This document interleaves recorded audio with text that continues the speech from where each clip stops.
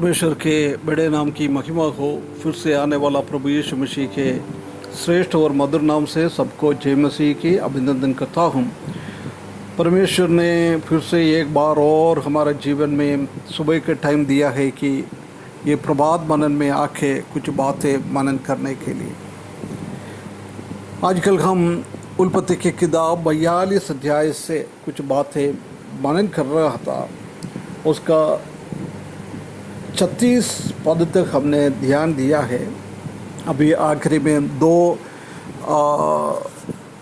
आयत बचा हुआ है, वो हम थोड़ा देखें। उसका 37 पद में हम देख सकते हैं कि रूबेन ने एक नाटक कर रहा है ना। वो याकूब से नाटक रूप में कुछ बातें कर रहा है। उत्पत्ति की किताब 42 अध्याय उसका 37 पद। रूबेन ने अपने पिता से कहा, यदि मैं उसको तेरे पास ना लाऊं तो मेरे दोनों पुत्रों को मार डालना। तुम उसको मेरे हाथ में सौंप दे, मैं उसे तेरे पास फिर पहुंचा दूंगा। देख कितना रूबेन उसका पगलौटा बेटा है। हम जानते हैं कि उसने उनका परिवार में बहुत सारा गड़बड़ियाँ किया है, उसका नाम खराब किया है। उत्पत्ति की किताब 35 अध्याय 22 पद में या उनका पिताजी का एक दासी उनके साथ उसने गलत व्यवहार किया है। ऐसी एक रूबेन है। उसके बाद रूबेन ने जोसेफ के संबंध में कुछ अच्छा काम करने के लिए सोचा था, है ना, परंतु वो उनका जीवन में कर नहीं पाया। उत्पत्ति की किताब 37 अध्याय उसका 21 और 22 पद में हम देख सकता है। उसने जोसेफ को बचाने के लिए कोशिश किया, परंतु उन लोग ने उसको गुलाम बनकर भेजने से पहले याकूब उधर पहुंच नहीं पाया। त्रुतगति से काम नहीं करने वाला एक व्यक्ति है रूबेन। एक गड़बड़ करने वाला, पाप करने वाला एक व्यक्ति है रूबेन। उसके बाद बोल रहा है, मैं मेरे के हाथ में दे, मैं उनको संभालूंगा, अच्छी तरफ से वापस लेके आऊँगा। नहीं लेके आएगा तो क्या करना, मेरा 2 बेटा है, मेरा 2 बेटों को भी आप मार डालो। ये भी सब नाटक रीति से ये बता रहा है। ये रूबेन ने ऐसी सोचता था कि याकूब का वो निराशा का टाइम उसका बेटे को नहीं देना है। वो टाइम उसने उसको ऐसी बातें बता रहा है, एक अश्योरेंस दे रहा है, पक्की मैं कर दूंगा, ये बता रहा है। आखिरी पद में हम आए, उसका 38 पद में ऐसा लिखा है, उसने कहा, मेरे पुत्र तुम्हारे संग ना जाएगा, क्योंकि उसका भाई मर गया है और वह अब भी अकेला रह गया। इसलिए जिस मार्ग से तुम जाओगे उसमें यदि उस पर कोई विपत्ति आ पड़े, तब तो तुम्हारे कारण मैं वो इस बुढ़ापे की अवस्था में शोक के साथ अधोलोक में उधर जाऊंगा, मैं कभी नहीं दे दूंगा। वो बोल रहा है, मेरे को अभी एक ही बेटा बचा हुआ है, एक ही बेटा बचा हुआ है। एक और बेटा था, वो अभी है नहीं है, वो मर गया है। वो कौन है? जोसेफ के बारे में बोल रहा है।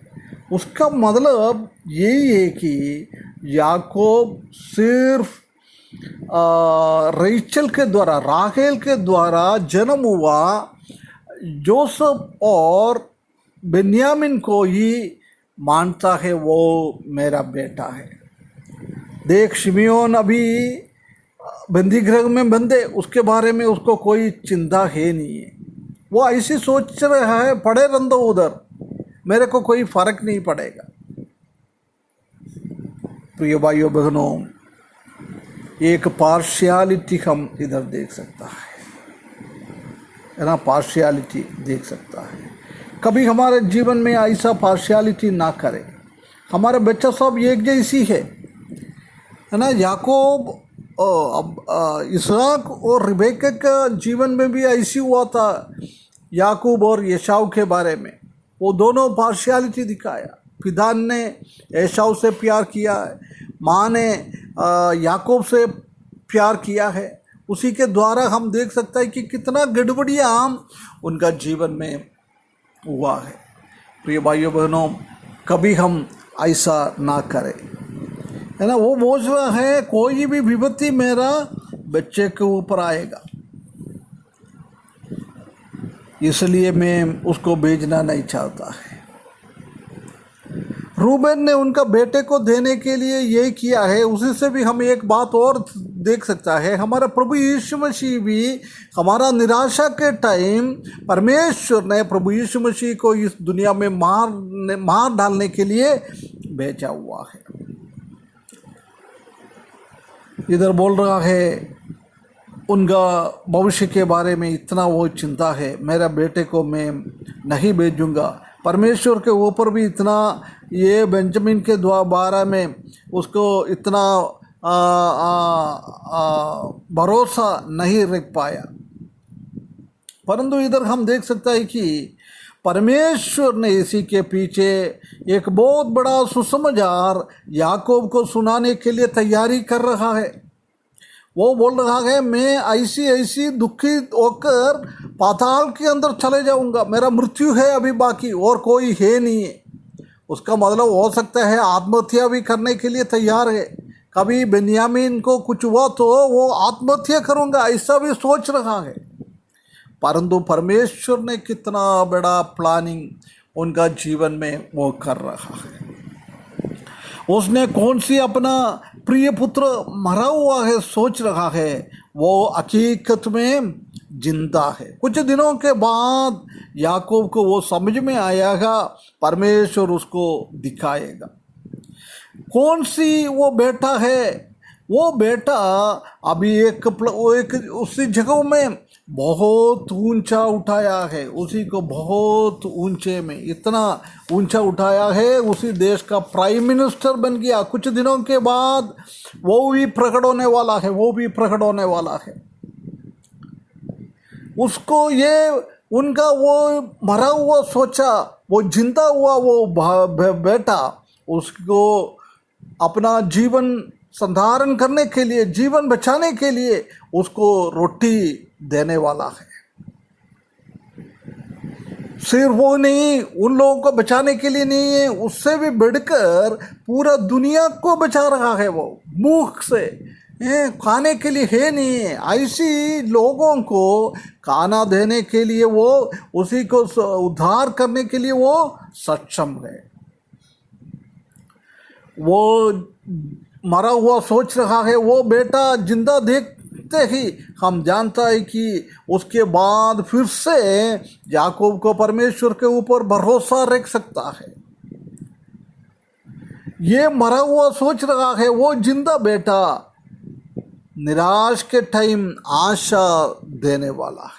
देख वो जोसेफ, ये ऐसी चीज़ें जोसेफ के द्वारा वो सोच रहा है, वो मर गया है, वो इतना निराश हो रहा है, बेंजामिन को भी भेजने के लिए इतना निराश हो रहा है जब ऐसी वो सोच रहा है। प्रिय भाइयों बहनों, कभी कभी हमारे जीवन में भी ऐसी कुछ निराश की बातें आ जाता है, हम उसी में बहुत विफल हो जाता है, हम परमेश्वर के ऊपर भरोसा हम छोड़ता है। परंतु एक बात हम इधर से एक कहानी से हम देख सकता है कि परमेश्वर हमारे लिए सब कुछ अच्छा करने वाला परमेश्वर है। हमारा दुख को खुशी में बदलने वाला है, हमारा निराशा को आशा में बदलने वाला है। हमने परमेश्वर के ऊपर भरोसा छोड़ दिया है, वो भरोसा को वापस वो रेस्टोर करने वाला हमारा प्रभु है, हमारा परमेश्वर है। ये परमेश्वर के ऊपर भरोसा रखते हुए हमारा मसीही जीवन अच्छाई से परमेश्वर के ऊपर बिल्कुल भरोसा रखेगा, वो सब कुछ हमारे लिए बहुत बड़ा भलाई का काम करेगा। ऐसी सोचकर हमारा ये जीवन बिताने के लिए परमेश्वर इस वचन के द्वारा हमको सहायता करे, उसके बड़े नाम की महिमा हो।